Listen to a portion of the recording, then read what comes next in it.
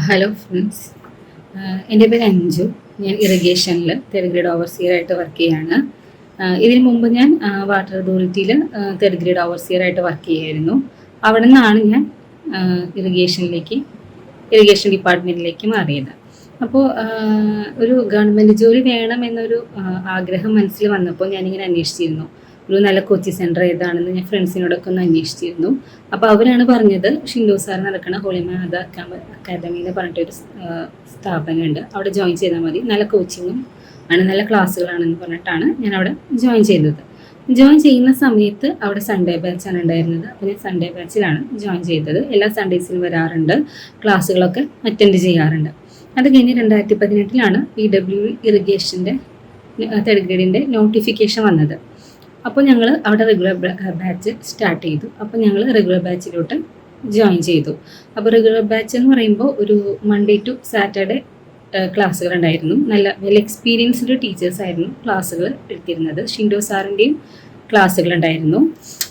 അപ്പോൾ നല്ല നോട്ടുകളാണ് അവിടെ നിന്ന് ലഭിച്ചിരുന്നത്. ഒരു സബ്ജക്റ്റ് ടീച്ചേഴ്സ് എടുക്കുന്ന സമയത്ത് ആ സബ്ജക്റ്റിൻ്റെ തന്നെ ഡിഫറെൻറ്റ് ഓതേഴ്സിൻ്റെ ടെക്സ്റ്റ് ബുക്കുകൾ റെഫർ ചെയ്തിട്ടുള്ള ക്ലാസ്സുകളും നോട്ടുകളുമാണ് ഞങ്ങൾക്ക് കിട്ടിയിരുന്നത്.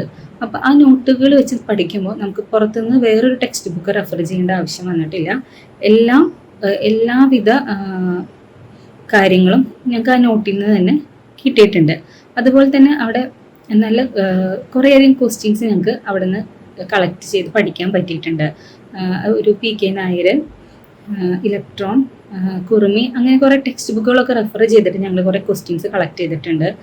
അതിങ്ങനെ കമ്പൈൻ സ്റ്റഡി ഗ്രൂപ്പിൽ ഞങ്ങൾ ഡിസ്കസ് ചെയ്യായിരുന്നു. അപ്പോൾ ഞങ്ങൾ 1 മണി വരെ ക്ലാസ് അറ്റൻഡ് ചെയ്തിട്ട് അത് കഴിഞ്ഞിട്ടുള്ള സമയം ഞങ്ങൾ കമ്പൈൻ സ്റ്റഡി ചെയ്യുമായിരുന്നു. ഒരു 4 പേരടങ്ങുന്ന ഒരു ഗ്രൂപ്പായിരുന്നു. അപ്പോൾ അതിൽ ഞങ്ങൾ രാവിലെ എടുത്ത സബ്ജക്റ്റ് പഠിക്കും, അതിലെന്തെങ്കിലും ഡൗട്ട് ഉണ്ടെങ്കിൽ അത് ഡിസ്കസ് ചെയ്തിരുന്നു. അത് കഴിഞ്ഞ് ഞങ്ങൾ അതുമായി ബന്ധപ്പെട്ട ക്വസ്റ്റ്യൻ ബാങ്ക് കളക്ട് ചെയ്ത് അതിൽ നിന്ന് ഞങ്ങൾ ഡിസ്കസ് ചെയ്തിരുന്നു. അപ്പോൾ ഞങ്ങൾക്ക് കുറേ ക്വസ്റ്റ്യൻസ്, ഒരു സബ്ജക്റ്റിനെ പറ്റി കുറേ ക്വസ്റ്റ്യൻസ് പഠിക്കാൻ ഞങ്ങൾക്ക് സാധിച്ചിട്ടുണ്ട്. അപ്പോൾ പിറ്റേ ദിവസം വരുമ്പോൾ ഞങ്ങൾ ആ സബ്ജക്റ്റിൻ്റെ കൂടുതൽ ക്വസ്റ്റ്യൻസ് റെഫർ ചെയ്ത് കൊണ്ടുവന്ന് ഡിസ്കസ് ചെയ്യും. അങ്ങനെ കുറേ ക്വസ്റ്റ്യൻസ് ഞങ്ങൾക്ക് അറ്റൻഡ് ചെയ്യാനായിട്ട് പറ്റിയിട്ടുണ്ട്.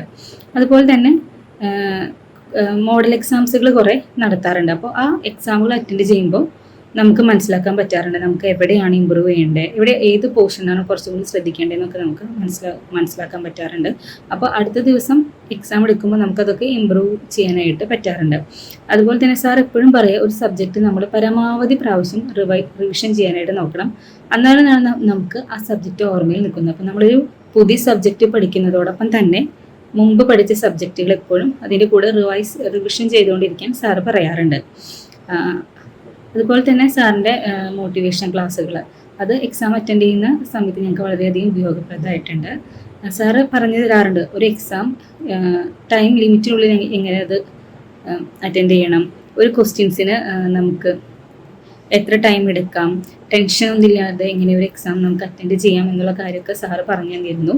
അതൊക്കെ എക്സാം എഴുതുന്ന സമയത്ത് വളരെയധികം ഞങ്ങൾക്ക് ഉപയോഗപ്രദമായിട്ടുണ്ട്. അപ്പോൾ സാറിൻ്റെ സപ്പോർട്ട് കൊണ്ട് മാത്രമാണ് ഞങ്ങൾക്കിപ്പോൾ ഒരു ഗവൺമെൻറ് ജോലി കിട്ടാനായിട്ട് എനിക്ക് സാധിച്ചത്. അപ്പോൾ നിങ്ങൾക്കും ഒരു ഗവൺമെൻറ് ജോലിയാണ് സ്വപ്നമെങ്കിൽ ഹോളിമാതയിലേക്ക് വരാം. Thank you.